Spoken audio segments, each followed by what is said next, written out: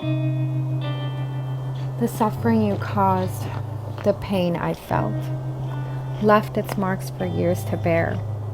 The shame that was not mine to carry, the path and lies felt so heavy. Eyes where judgment and hatred rose to consume the truths of days long ago. Not a simple word I uttered, weighed down by guilt, composed by shame. What you needed to carry, I held dear, for within it lay myself so dear. Those lonesome hours, the pride you took, sabotaged my honor. Without, I was bare. A blank page where you wrote your story. With my red blood, your ink pen filled. Who was I to scream and yell? You overweighed me. For yours was an accomplice, the one that birthed me.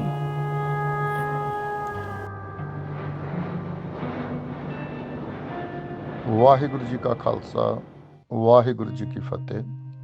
We just landed at Toronto airport. We're here to meet a young lady who was sexually abused by her own biological father from the age of 6. A lot of heinous crimes were committed against this child.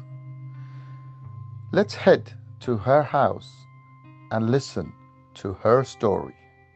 Waheguru Ji Ka Khalsa, Waheguru Ji Ki Fateh. We know this is a very serious crimes committed against you, sexual abuse. Now, to the audience, I've spoken to you many times before, but to the audience who don't know, when did this abuse start and who did this abuse? So it started very young, about the age of 6, and it was my father.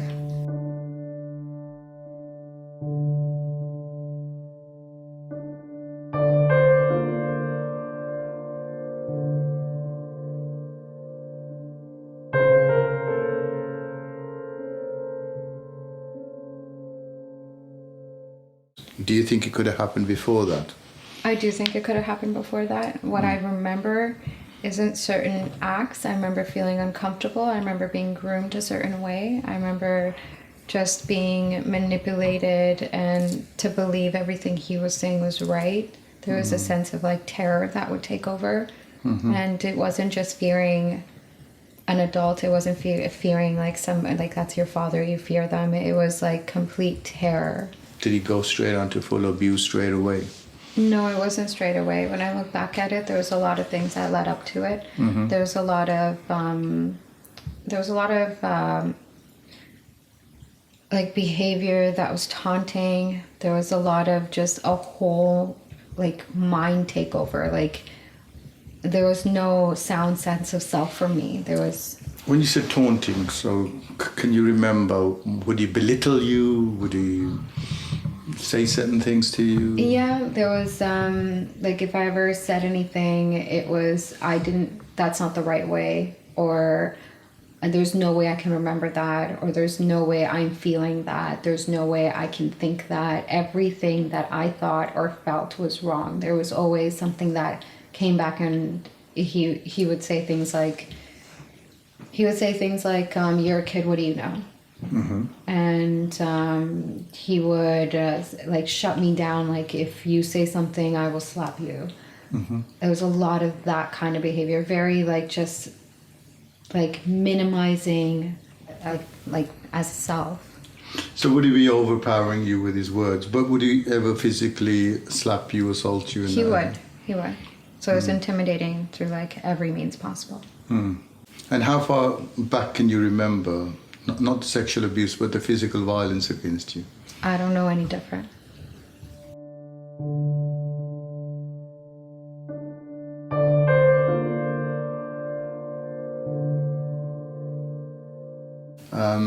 Can you remember that first time, the sexual abuse?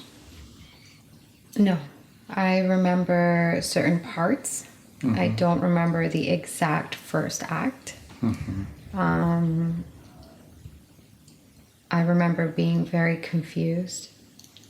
I remember like a sudden feel of like complete blankness.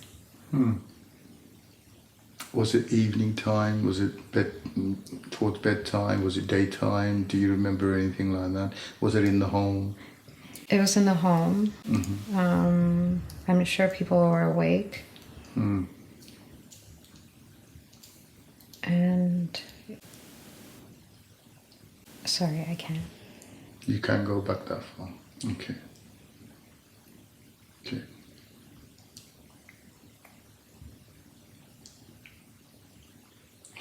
And then from there on, would the abuse, once it's happened, would the abuse be a regular thing? It was. It was a normal thing in my life. I didn't know anything different. Off camera, you were talking about sort of very vivid memory of that first event, or maybe events afterwards. I remember being very little, like my feet wouldn't reach the edge of the couch. I remember sitting and I was playing with something, and like I had something in my hand, and he came and sat really close to me, and he was like whispering something, and it was and I felt very uncomfortable. And I remember his face, I remember his dark hair, his dark mustache, and he only had like a mustache at that time. And I remember he was wearing this beige shirt, and I remember like just getting that goosebump feeling, and it was very uncomfortable. Like I was very uncomfortable. I remember I kept fidgeting I was listening to what he was saying, but I wasn't looking at him. And he was touching my thigh and he was touching my arm. And I kept fidgeting with this thing. Would you have been downstairs or upstairs in your room? Can you sort of, No, there was can a you couch. recall? There was a couch. So you'd be probably more like in the dining room or downstairs?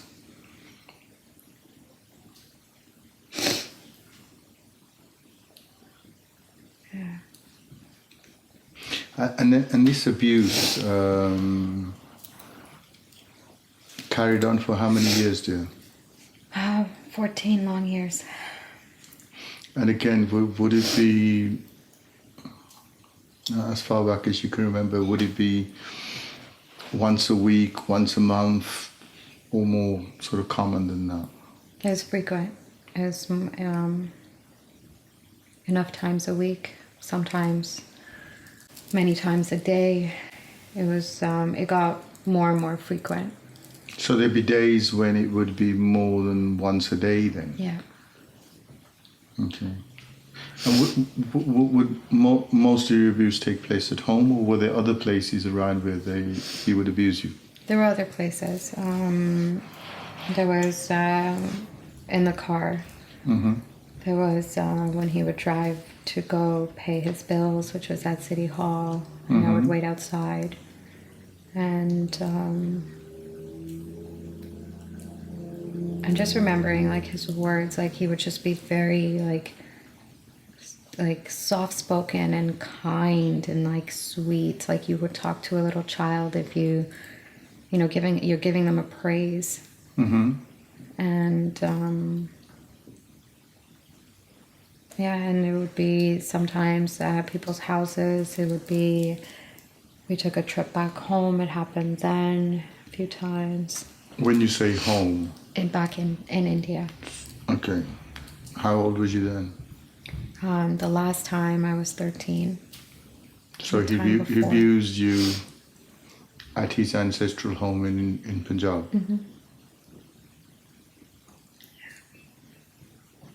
How long was you in Punjab for? I think a couple of months. Did it only happen on the one occasion or many occasions there? No, it happened more than once. So coming back to the in the car and City Hall, I'm just trying to get my head around it. You're in the middle of the day. There's plenty of people around. And where was your car parked? In a car park somewhere where there's nobody there, or? No, right in the front, right by street parking, right in front of City Hall. And but I was little, like I couldn't even see over the window. I remember he would say things like, "Oh, I'm going to let you sit in the front," and I remember we weren't allowed to sit in the front because we were kids. And so it was like a treat, and he would get me food and be like, "Oh, I'm getting you food," and there would be people walking around. There'd be normal people walking around, and he would. I don't remember like if he looked up or anything like that to see, but he would try, like, yeah, he would just see, he would do what he needed to do. It was never that my clothes would be off or my pants would be down. It would always be on top of the clothes. It'd be him going through the top of my shirt or under my shorts, and my shorts would be like really big and loose shorts, and then a lot of the times it was his hand down his pants, but nothing was visible to like the naked, like somebody walking by. But yeah, it was broad daylight. And were there other places? I mean, you said that even in other people's homes, or your other family members' homes, or Montreal would be one place. Any other places? Yeah, we often had sleepovers to many of they had a couple of friends who I know they still do. And we would go to their house and have sleepovers, or the kids would sleep over, and he would find a way there. He would always be the one that came and checked on the kids. He would always be the one that like he was just the one that was around. Like he would make it a point to be like, I'll go do this, or I'll call the kids, or I'll go make sure they're sleeping. Yeah, we've had these many conversations before, and I mean, most of the abuse would have happened in the bedroom. In the house. In the house. Yeah. How did it make you feel, or can you sort of go back in time and when you're lying in bed and you may hear him coming up the stairs and... I don't think I ever slept. No. Every creak, every sound, everything. My body would just tense. It was like I slept with one eye open. And what was his move? He would just sort of drag you out of bed. Were you not with other siblings in the room? Yeah, I was. He would hit my feet, tell me to wake up, and he would even pinch if I didn't. And I was too scared not to listen. I would pretend that I was sleeping, or I would pretend like I would go to a point where I wouldn't even breathe. So I'm like, for some reason, like, I don't know, I was like, if he just doesn't think I'm awake, maybe he'll go away, but he never went away. He just would pinch harder, or twist my toe, or hit my feet. Were you sharing that bedroom with your sister or other siblings? I was sharing the bedroom with my sister. Just the one person you were sharing with? And till this day, I don't understand how she never woke up. Would the abuse happen on the bed, or...? No, he would actually pull me off the bed, and we have this mattress that we would pray on, and he would often sit and pray on it, and sometimes he would lay on that mattress. Or it would be on the floor. Sometimes he would take me into the bathroom. This is where most of the abuse took place? Yes. We used to have our bed against the window. And then we had a little shelf here. And the mattress that I actually talk about used to be on the floor here. And he would come in, and I could hear the floor creaking. And he's a heavier person. And I would sleep beside the wall, and I remember so many times just laying there and like not breathing, and just thinking that maybe he'll come and just not do anything. But then that wasn't the case. He would do something. He would wake me up, however, and then bring me here. And then How long would the abuse last for? some like 20 minutes or so, half an hour sometimes. And you never spoke about this to anyone while you were young? And we had a bathroom in the bottom level of the house. And I don't think there's much you could hear from that bathroom. And So that's are we it. talking about the basement? The basement. And my room was right by the stairs to the basement. Okay. So a lot of the abuse would happen in the basement as well? In the bathroom. In the bathroom. You said that he used to say certain words to you like, every daughter has a relationship with their father like this. Yeah. He would say like this is how I show you, like मैं तेनू प्यार करता हूँ. And like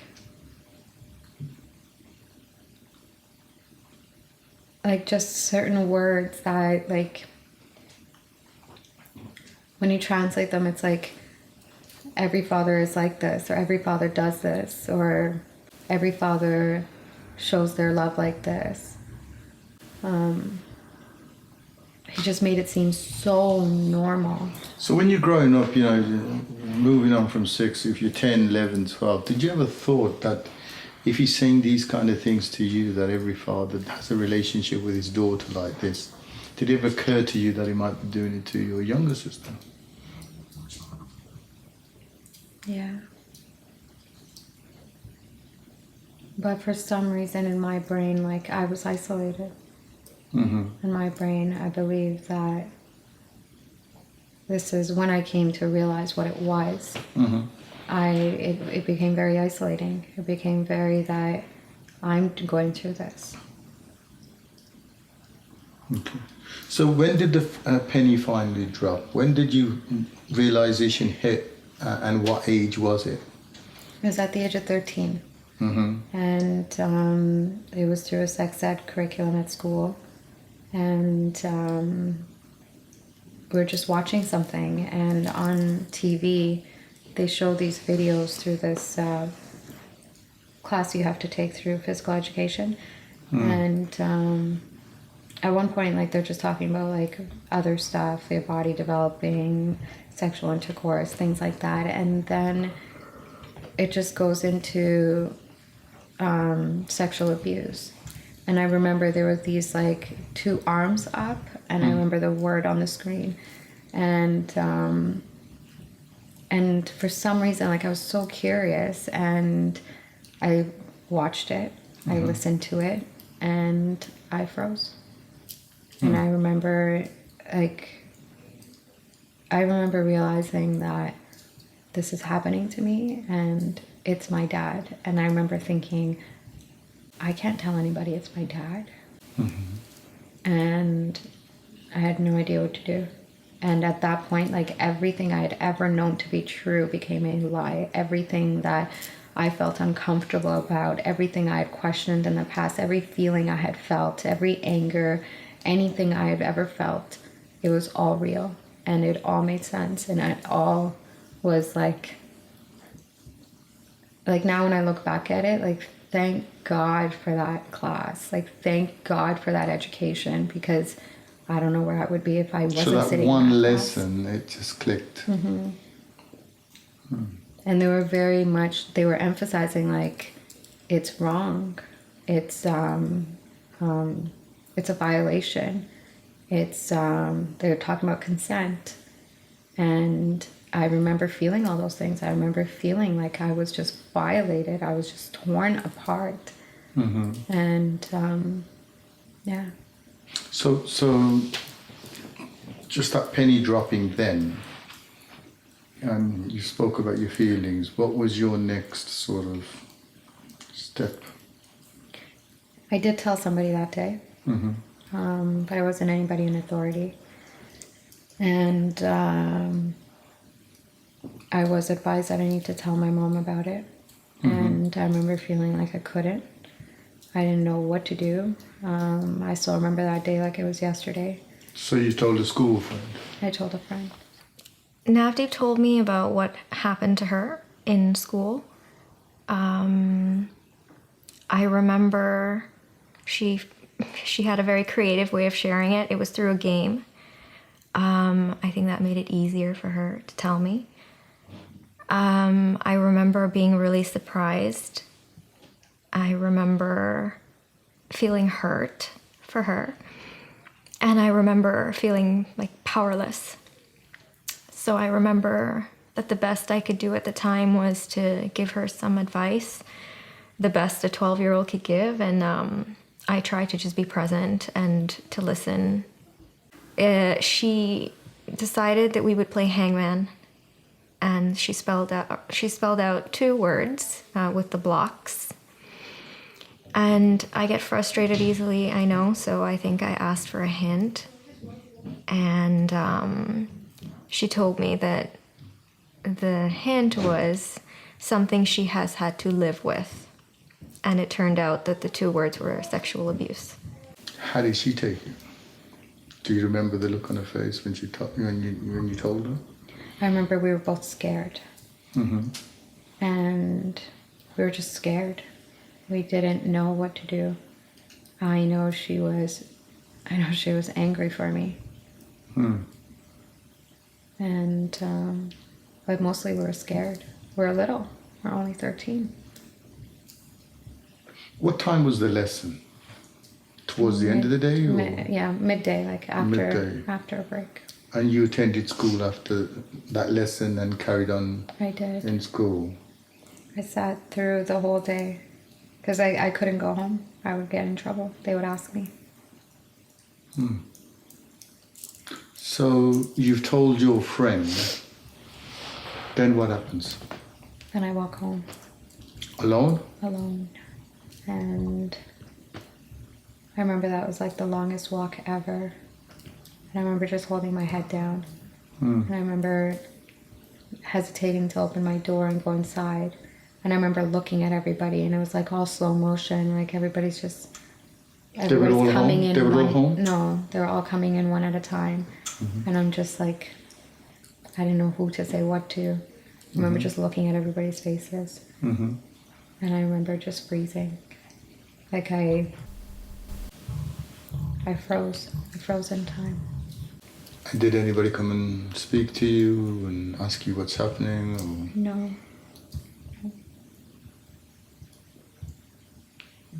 What transpired after that then? That particular day, how did it... did you ever talk to your mom? Did you? No. It was like any other day. Just do homework, make food, get ready for bed, and that's it. But I believe that he kept doing what he was doing to you even after that lesson. Yeah, I did. I knew by like every act after that, it was very prominent to me. I knew exactly what he was doing. And I knew like it wasn't right. When did you actually say enough is enough? I didn't. I fought a long time against it. Even as a kid, I remember screaming, trying to scream. When I got older, I remember trying to push him away. I remember nearly like just my arm, like I remember trying to pull my arm away so many times so I wouldn't touch him, or he wouldn't make me touch him. And it didn't stop until I told my mom about it. How old was you then, dear? 14, a good year after that lesson. So what prompted you to finally go to your mother?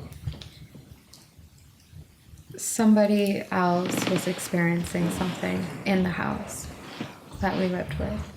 Okay. And they had mentioned it to me one day. They were upset, and she had mentioned it to me, what had happened to her that day.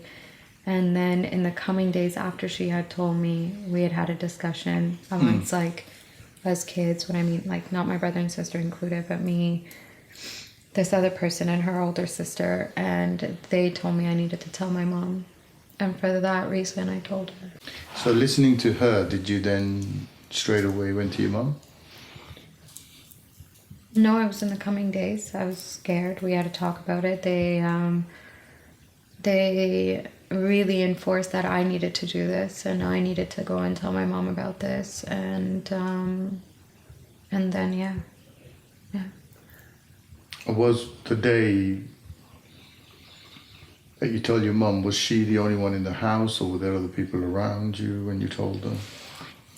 We were alone in her room, Mm-hmm. but there were other people in the house. I think mostly everybody was home. Mm-hmm. And but she was by herself in in her room, and she was putting clothes away. And I just sat down and told her I had to tell her something. It wasn't as easy. Like, it wasn't easy talking to my parent, like mom, about anything. Mm-hmm. I had to really like catch her attention and be like, no, this is serious. Like, I need you to sit down. Mm-hmm. And when I told her, it was like she needed an explanation.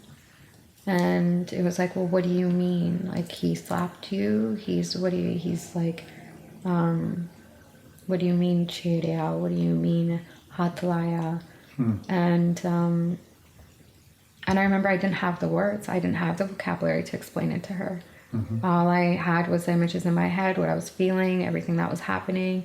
And I remember pointing to body parts and being like, no, he's been touching me here. He's been touching me here. And she was completely baffled. She was like, I don't know if she was in disbelief or if she knew. But it did not go well for me at all. It turned into something I She was didn't doing believe wrong. No. She said he wouldn't do it off the bat. Or like right away. She was like, no, he wouldn't do that. I'm going to ask him. And I remember telling her, please don't ask him. She's like, no, I have to. And I remember being scared. I remember sitting there and being like, that's it. He's going to kill me. So did she go downstairs and confront? She called them up into, at that point, we were in a different room, and she called them up, and we sat in that room, and she was sitting in the middle, and he was sitting on her one side, I was sitting on the other side. And she said, Deep Gandia vi Chiriaya. And he was like, no. And when I look back at it now, I think like his answering, he didn't need an explanation. He knew right away. So what was he like saying no to? And he denied the whole thing. And she said that he said if I have done something, I didn't mean it like that. And he was still like, you could still tell like that taunting behavior, that taunting look. And he would reach over to hold my hand, and I would pull away. And my mom, like, I don't know. I can't remember the exact words she said, but it was very much like, I know he wouldn't do it. He didn't do it. I know she was mad at him at one point for a brief second, and she's like, oh, chut bol diya then. And he was like, I don't know, but I didn't do anything. And I remember saying, I'm not lying. I am not lying. So from that day onwards, two parts to the question. Did he ever attempt to touch you again? And what was your relationship with your mum? I never really had a good relationship to begin with. But it became very aggressive from her side. And it became very like repulsive. She would say taunting things to me. She would say just like hurtful, mean things, call me names, tell me I'm a certain kind of individual, distinguishing characteristics about me. Do you remember any of that? I do. She would say like, oh, you're the other woman. She went to that extent. So if she's disbelieving you, why would she say you're the other woman in his life? Yeah, I don't know. She would say things like, I stole him. I stole him. She would say things like, I ruined the family. She would say things like, So it was like never his it fault. It was never his fault, it's your fault. It's never his fault, according to her. So you put yourself out there and you led him on and you've done certain things. Yeah. According to your mom. According to her. And his behavior, even though he didn't do anything after that, he was very still taunting. He would stand really, really, really close to me and like watch over my shoulder. He would still put on certain channels on TV and then switch them off or say, oh, I'm not watching this, the kids are. And yeah, and I would be sitting there with a book open and I couldn't say anything, because if I said anything or if I even denied that we were watching it, I would get in trouble. A lot of physical beating.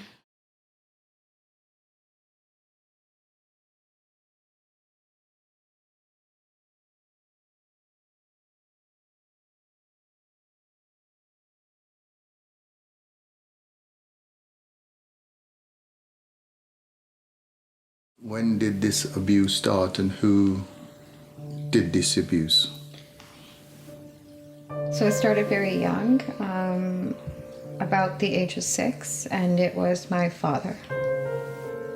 And how far back can you remember, not the sexual abuse, but the physical violence against you? I don't know any different. Touching my thigh, and he was touching my arm, going through the top of my shirt or under my shorts. We have this mattress that we would pray on, and he would often sit and pray on it, and sometimes he would lay on that mattress, his hand down his pants. I don't think I ever slept. I can't tell anybody it's my dad. She would say things like, I ruined the family.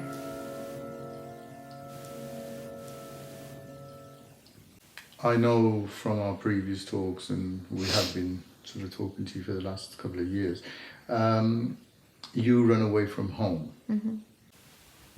Is it because you've hit rock bottom and that's the only way out, or? Oh yeah, I hit rock bottom. Any which way I turned just came with more pain. Anytime I tried to seek some sort of external help or cry out for help, it came with more abuse. And there was just no getting away from the pain of all of it. And did you talk to any other adults?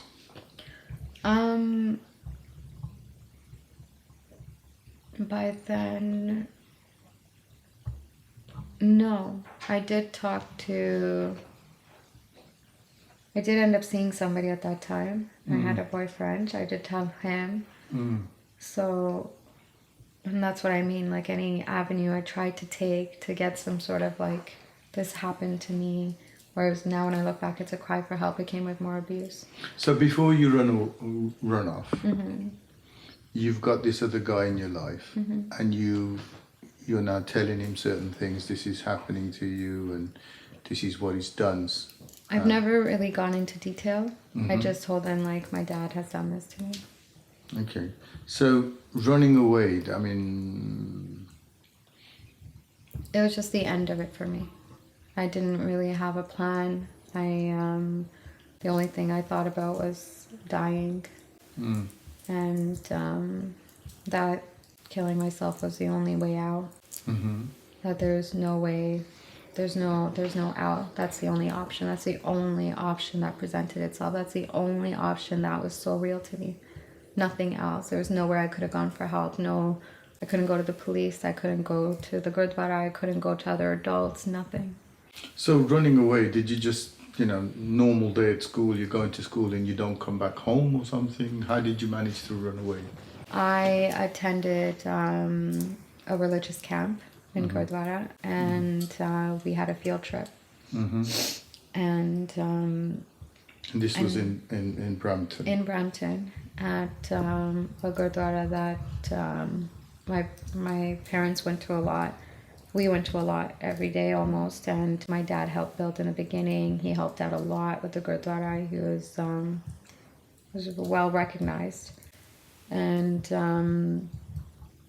I went on this camp, and I was a volunteer, and I never came home from that camp. I left from where we went to this camp was the Royal Ontario Museum, and it was in Toronto. And I never got back on the bus. What year was that? This was in 2000. So there was a field trip out with all the campers. So we went to the Gurdwara, and then we got on a bus, like a school bus. Well, a bunch of us got on a bus. We drove to Toronto. And but I lasted the whole day. It was near the end. While you were at that place, did the thought occur to you that this is the day I'm going? Or was it a spur of the moment thing? No. All day I was like, okay, this is it. I'm not going back.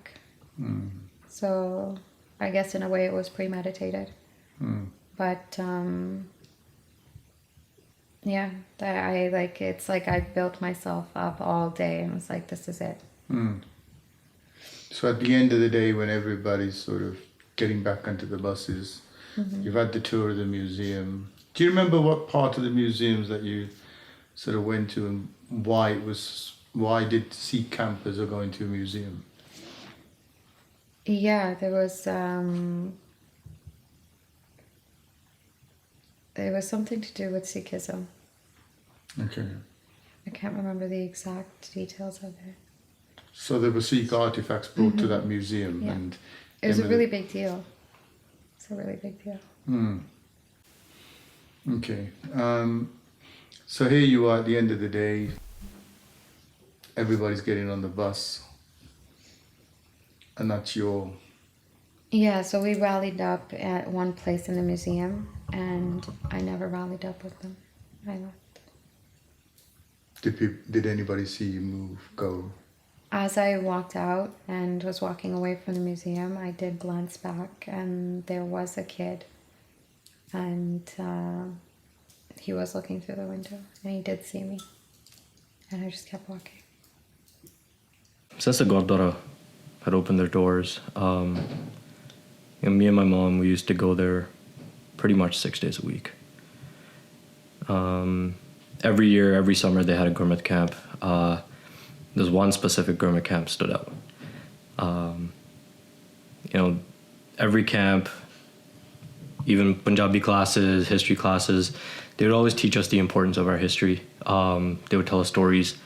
And obviously, Maharaja Ranjit Singh, he really stood out. And this one specific camp was so special. It was actually in 2000. They brought Maharaja Ranjit Singh's throne to the Royal Ontario Museum. So, naturally all the kids were excited.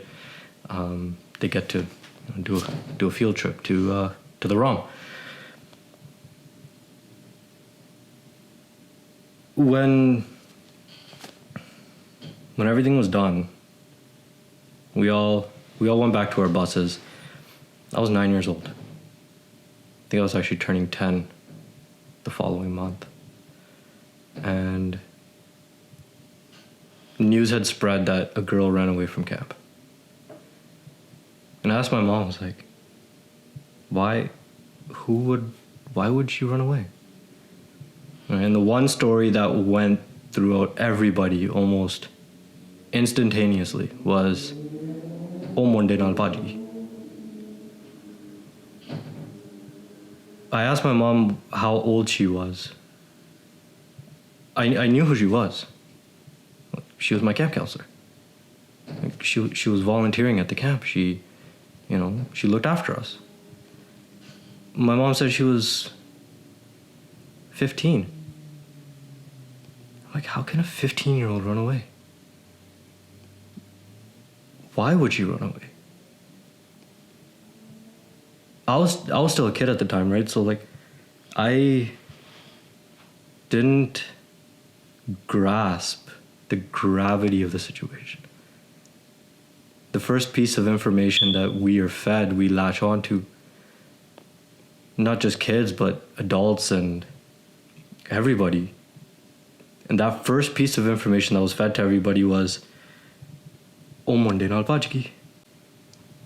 Where did you run to?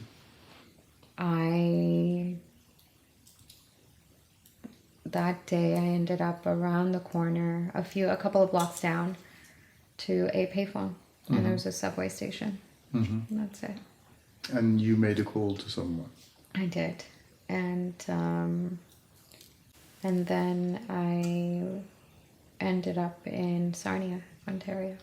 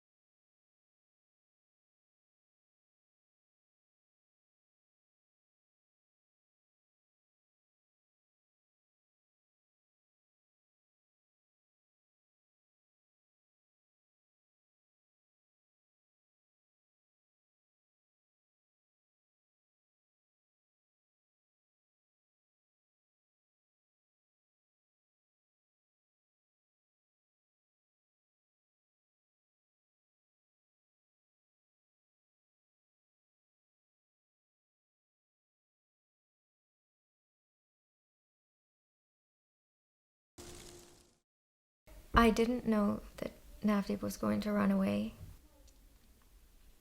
Navdeep has always tried to protect me from everything. So she wouldn't have told me.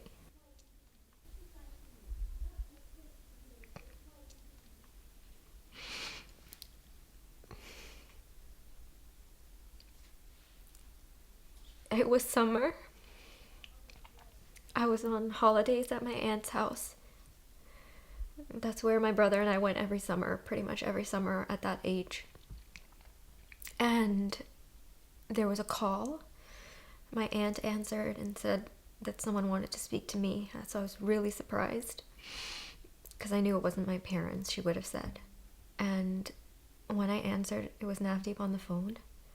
So I was immediately afraid, but happy, but afraid. She told me the situation, and I think as soon as she finished her sentence, I just started sobbing. And I don't know why I had such a reaction, but I had in my mind this idea that that was the last time, like I would never see her again. And she completely made light of the whole situation. She told me that everything was fine. She sounded like she was laughing, jovial about it, trying to calm me down and just, Dan, it's fine. There's nothing you need to worry about. Everything's okay. But I think I just knew that it wasn't. Deep down, I think I knew it wasn't. I just sort of said, oh, okay, so it is okay. I think I was in a bit of denial. How many days before they found you? How many days were you? A couple of weeks. A couple of weeks. Yeah. So you were with this guy's relatives, or were you hanging out in hotels, or? Just anywhere. Yeah, hotels. I had many attempts of suicide by then in those 2 weeks. Tried many different routes. And it wasn't until one of the last hotels they ended up calling the police because there was a lot of blood on their bed sheets. And so you tried to slit your throat, wrists. wrists. Mm-hmm. And this person was with you at that time? Yeah, He never tried to stop? not once. Not once. So where was the help? It just You picked the wrong guy. redefined that I shouldn't be here. That was one attempt. Other attempts, what were they? I tried to drown myself in the middle of the ocean. I didn't know how to swim back then, so I swam out with a floaty and let go of the floating device. So this place was near an ocean or Yeah. Ontario Lake or? There's a lake nearby. No, okay. And I laid on train tracks and just, And all the time this person was with you? yeah. So when you lay on a track, he would just let you lay on a track, that's it? Yeah, I think back to that time a lot. And I think back and think like, not one person. All these people that claim they love me and care for me, not one person. You say the attempted suicide, slitting your wrists, and then the hotel people have called the police. And as soon as they pick you up, you're probably already on a missing list. So your parents must have been called straight away? No, because I was 16, they did not call them right away. But they did tell me, they asked me if I was aware that there was a missing person alert on me, and I said no. And they kept asking me again and again what happened, and I was like, just don't tell my parents. If my dad comes, he's gonna kill me. Just please don't tell him. And but they kept they wanted more information. They were asking why and whatnot and all this stuff, and I just kept reinforcing he's gonna kill me. He's gonna kill me. But you never told them about the abuse? No, I told them about the physical abuse. I told them there's a lot of physical abuse. That's why I know he's gonna kill me if he finds me. So from then, in a police station, how quickly are you brought back to Brampton? I'm not.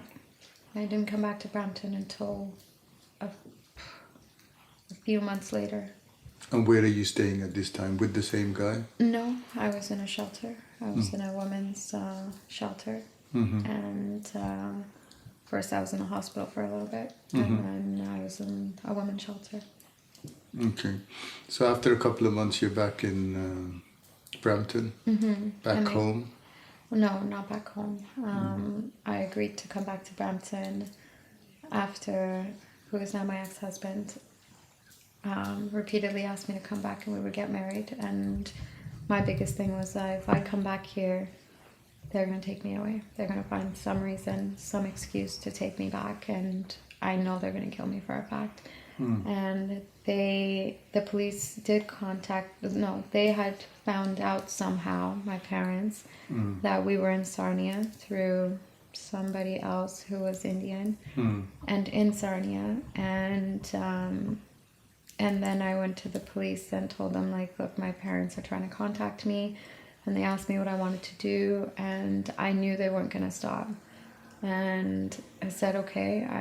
There was a meeting that was arranged that they came to Sarnia, and me and now my ex-husband would get married. And I had told him, they would find a way to get me back, and he had brought up that, we should just get married.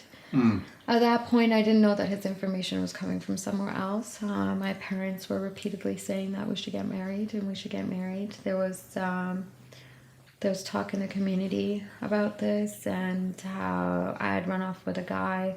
There was no talk about the abuse or what had happened at home or what had transcribed in order for me that led up to those events. So you were painted as a black sheep of the family? Very much.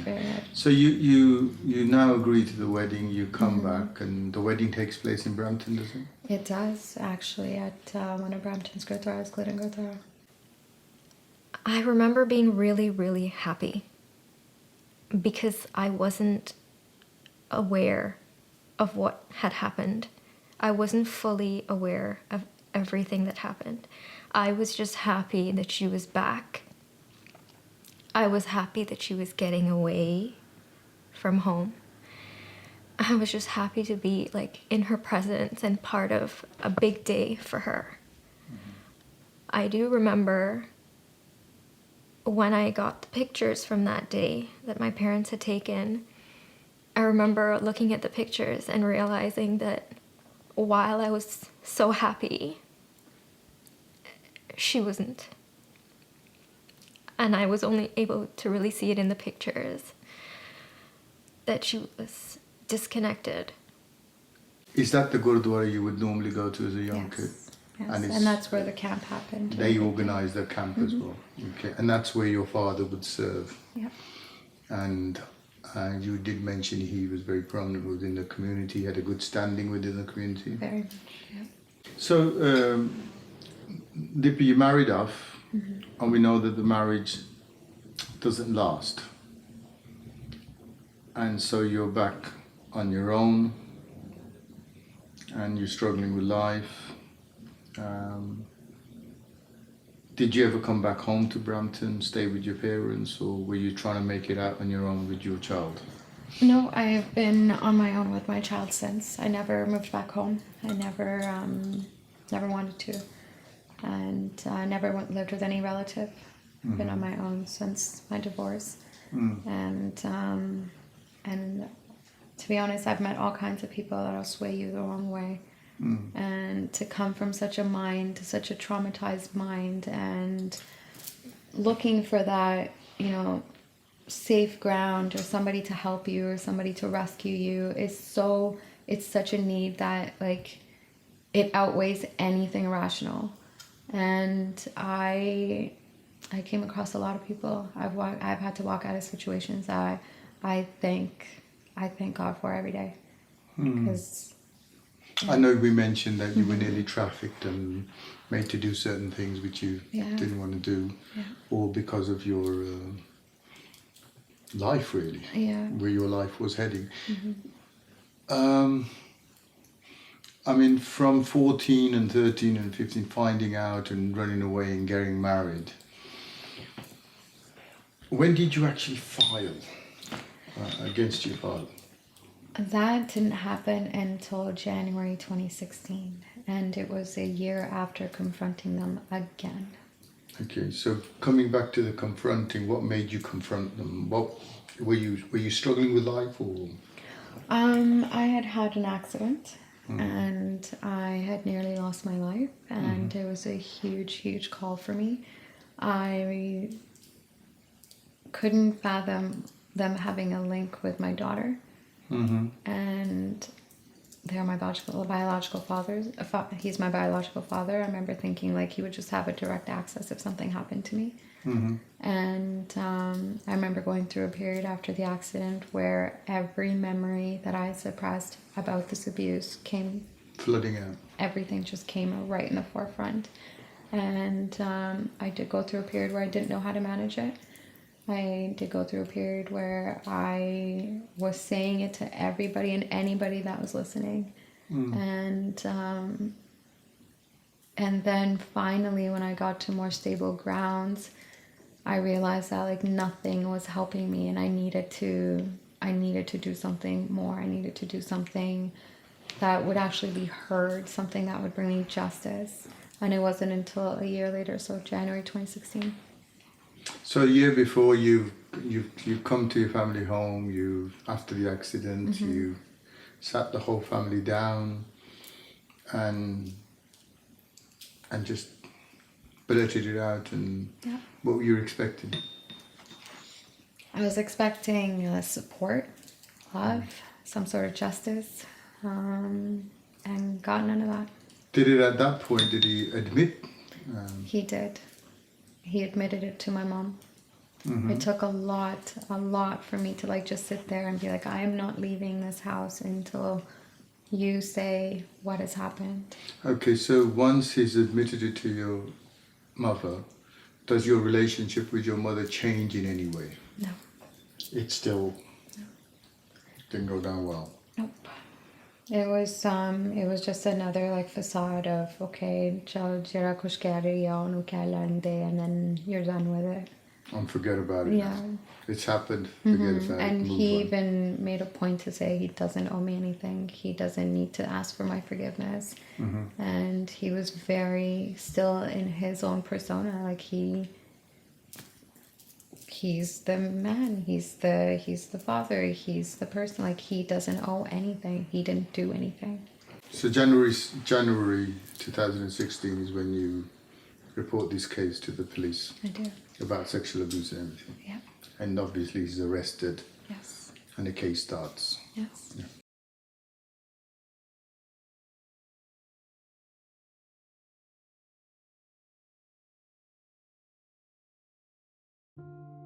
When did this abuse start and who did this abuse? So I started very young, about the age of 6, and it was my father. Killing myself was the only way out. I attended a religious camp in Gurdwara. My dad helped build in the beginning. He helped out a lot with the Gurdwara. He was well recognized. Where we went to this camp was the Royal Ontario Museum. I had many attempts of suicide. I laid on train tracks. 2016 is when you report this case to the police I do. about sexual abuse and everything.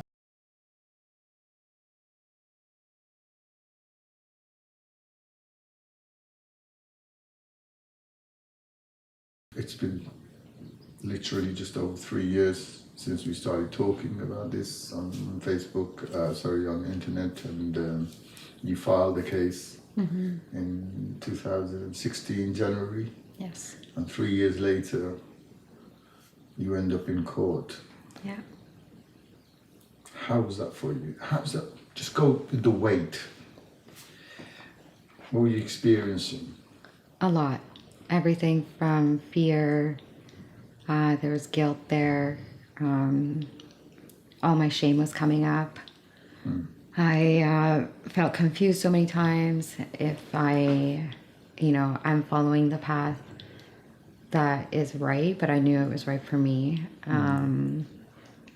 I was scared to see everybody and to know that they were all on one side. I didn't know what that would mean. I wasn't sure what the trial process would be. And I was aware they would bring certain things up about me personally. I didn't know how much weight that would carry in the court. And so that was scaring me. Having to relive everything and talk about it in such a way in front of them was very fearful. In the past, I've just been superficial about it and it's just limited to abuse or the term, not really going into any detail or how it's made me feel. So the vulnerability I had to kind of walk in with was something that took me a long time to get to. A lot of therapy, a lot of treatment, a lot of beliefs that I had to tackle before getting to that place. It was scary. It's one of the scariest things I've ever had to do. And I had to fight an internal battle with my own thoughts and externally with everybody around me. Seeing everybody on one side, it just ignites that same belief that maybe I'm doing something wrong because Was there I'm alone. at any point you got notice now that this is a particular date, this is when court's going to start? Was there at any point where you felt you couldn't go through with it? No. I knew it was going to be really difficult, but I knew I had to go through with it. And the thought, there was no other option. So however it was going to be, whatever I had to do to ground myself, to get myself back up, I'd have to go through it. But with a lot of frustrations, because during this, we've been following it for 3.5 years, with all the cancellations of the dates, you have a date and then you get to the date and it's moved to another date because of some technicality. How For did that make you sure. feel? Very there was a lot of feelings of disappointment. It felt like time and time again, there was just something that kept coming up and it was never going to get there, or nobody was going to hear it, or maybe there were all these thoughts that were like, maybe this would happen or that would happen, or what about this? Maybe he'll walk away because it's been a lapse in time. Maybe they'll find something else that'll solidify his innocence, or they'll conjure something up, some sort of evidence, or they'll find something on me. So there's a lot of paranoia that would go into it every time it was changed. And and I would have to work really hard to bring myself to grounds where I'm stable and grounded and comfortable talking about what I need to talk about, regardless of everything that was happening in my head. Now, this is your first experience of court, is it? Or Yes. right. So your first experience, did the Crown, because obviously the Crown took the case on, how were they towards the whole process? Did you feel comfortable in the way they were doing certain things? Did you get all the support that you required from them? To be completely Or honest, did you understand the whole process? You were in... I did, for the most part. There are certain things, like I myself, I'm not in law, so I don't know. But if I did have a question, I was able to ask them. They were very forthcoming. They gave me the information I needed. If I had questions, they answered it. Even before the court processing started, I met with them a few times. Certain things I was thinking about, certain things that were brought on by my paranoia, and they were great with me. The support team, Victim Services, was great with me as well. They made me feel safe, comfortable. They did mention, like, don't do anything that's going to push you over. Make sure that you're, like, my self-care is first. So that was really beneficial. It wasn't so much about, you got to go in there, you got to do this, you have to do this. It was like, we are going to walk with you. Whatever you need, whatever supports you need, the time you need to take. Like, I was able to take certain grounding techniques with me. I had a picture with me. I had a rock that I carried with me to help me ground. I had a picture of my daughter, of my dog. I had, I was able to use a saying that I had on a Post-it, and water breaks. I also, in the prelim, I had a dog, a therapy dog, to help me. And it was very supportive. And some of the things are beyond my control. It's beyond their control. So they were very honest, where they could be in, like, there's nothing we could do.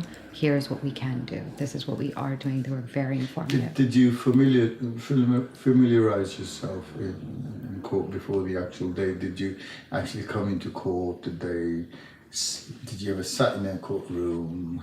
Did you feel I did not. all that energy? No, I did not. I didn't sit in the courtroom. They did tell me that I could do that. I chose not to do it. I felt like if by any means the courtroom changed and I was comfortable in one courtroom, then it would bring on more uneasiness in a new courtroom. But I did meet with the Victim Services and was familiar with the staff that would be around. So that made it comforting. And it was just, you kind of roll the dice and you just go with it. So how was that first day? The days finally arrived, all the postponements and everything now behind you. You're in court,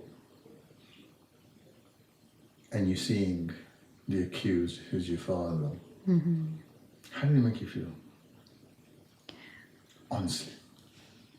I felt like a 14-year-old all over again.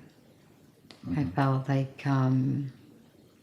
was it that little girl battling yes, the father? Yes. It wasn't a navvy at 30-odd? No, it was a little girl. And and the looks I was getting were having the same internal impacts. It was like I was right back there. The fear would cave in. I had to shake off a lot of things. I had to pace myself. I tried not to look their way. I tried not to sit around them. I was really on edge. It was really difficult because it felt like you said, it felt like it was a little girl and not this woman who's taking a stance for something that she knows is wrong. Were you strong enough, or were you still fearing that person sitting on the other side? Sorry, say that again? Were you fearing that person on the other side? I was. Anytime he would look at me, it felt like I was right back there. It was the same look, the same intimidation factors. It came from other members of the family, and it's just the same things that they have done. And it really, as much therapy as I've done, it really makes you You're not prepared remember.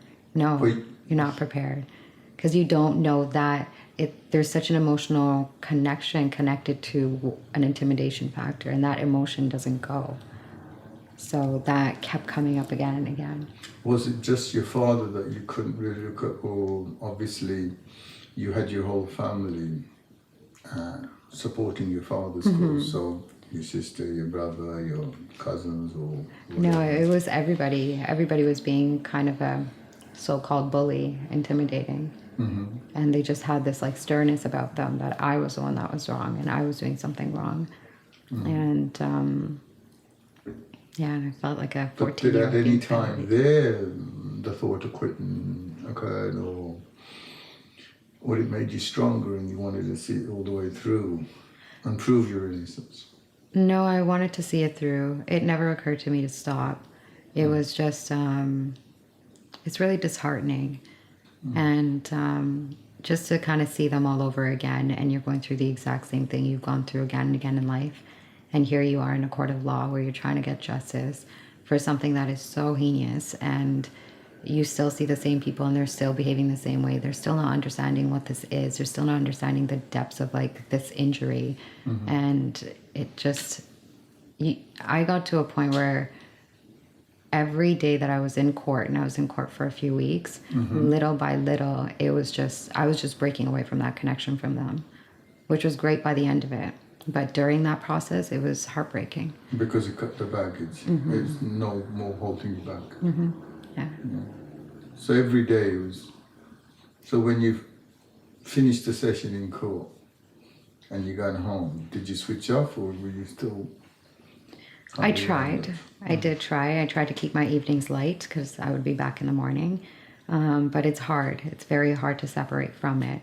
I tried not to like go through the day completely, but the feeling, the emotional side of it stays with you. Just seeing them there, seeing them hugging each other, telling each other they're doing a good job and they're functioning as a unit, things like that. And it just further, it's like isolation. You get stuck in that isolation. And I would fight thoughts like, well, why are they on the same side? Why are they congratulating each other? Like, this is something so wrong. And Did you ever those feel things that because they were hugging and looking cheerful, and do you ever feel that you've left a court case and thinking you lost it? I did a few times. Yeah. Because I don't know, I don't know what they're happy about, or where they think they're winning or losing or whatever it is. And it's a loss on its own. I was the outside. I was the outcasted. So it just, again and again, it's just a loss. It's like there's nobody, that's supposed to be my family. That's supposed to be my supporting system. And here I am doing it alone. But they're supporting each other for lying, for defending each other, for even telling each other what to do, which is completely against everything, to be in a courtroom. So things like that, it was just like they're still doing it. What did you find hard, being on stand or listening to them on stand? Or it was easy? Both were very difficult. It was hard to be on that stand and know that everything I'm saying is being translated to him. And such vulnerable information, personal, private information, it made me feel like I'm giving him ammunition. I'm giving them ammunition. Did you at any time felt being abused again in that manner? Because Yeah, when I was, when the defense would come on, it would feel like it's just a repeat of everything. And it would go to you're lying, this never happened, that never happened. So it brings up all those feelings that are like, I'm not lying, but here I am taking it again because I have to take it. There's a sense of there's no control in it. So you get reminded of all the times that somebody said you're lying, somebody said they don't believe you, or somebody said it never happened. All those times come flooding back. All like. Did you ever, at any time in court, ever believe that what the defense was saying could be possibly a minute bit of truth in it? Not when it came to specifics about the abuse, but in terms of memory. There were some times when I even said to him, yeah, you're right, it happened this way, I was wrong before, because it's a lapse in memory. But other than that, no, like my abuse will always be my forefront. It's not something that might have happened, or it was like a 5% this or 10% that. No, it's very factual. This is how it happened, this is when it happened. But it's been a long time, so things do get distorted. And your trial was over a period of what? 4 weeks. 4 weeks, but it was set aside for? Only 10 days. Only 10 days. How did that make you feel then? Tiring. It was very draining. It was tiring. It was frustrating because it just kept coming from defense's side and their side, things that they just kept prolonging or wanted to pin at or wanted to talk about, which had no relevance to the case. So it took a lot of energy to kind of be patient and like just live in my own truth as opposed to everything they're trying to bring up, and know that like it's not in my control. And that component of it's not in my control, is so hard for a survivor to like give that much control up when you're speaking about such vulnerable things. So, you know, when you're on stand, you can't talk to your barrister or your solicitor. So what sort of comforted you or gave you the strength and says, I've done all right today, but you can't talk to your barrister, you can't question them, or you can't talk to your solicitor? What support network was around you then? Would it be your daughter? Would it be... I did have my daughter. She wasn't there every day, but she was at home. I did have victim services, as I mentioned. They were able to tell me, like, you know, you're good, like, don't worry about it. Again, not talking about any details or anything. I did have another support from an organization, PCHS, and they were great. They were great. She kind of would debrief me at the end of it. Be like, this is, you know, it felt like you were getting frustrated at a certain level. Know that you're safe now, just to kind of go over a safety strategy, a grounding technique. I had like a few things in place. So if I was looking at her and she was in the courtroom, I would take a glass of water just to give myself that break. And I had to like really, really stay in tune with myself. And if at any point I felt I was dissociating, I had to really find myself to come back or take a break, because you tend to dissociate when there's so much information coming your way.